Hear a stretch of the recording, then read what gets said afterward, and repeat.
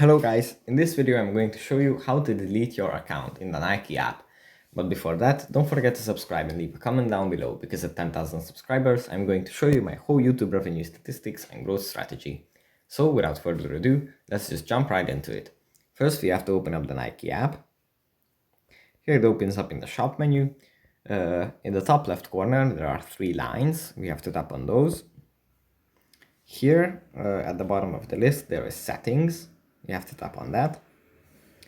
Here in the settings menu, we have to scroll down, and there, almost at the very bottom, there is delete account.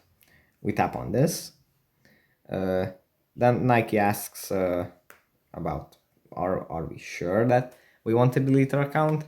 We just have to scroll down, check this little box that yes, I want to delete my account, and then proceed by tapping on the delete account button. So that's pretty much it for this video. Hope it was helpful for you guys. Don't forget to subscribe, and I'll see you in the next one. Bye.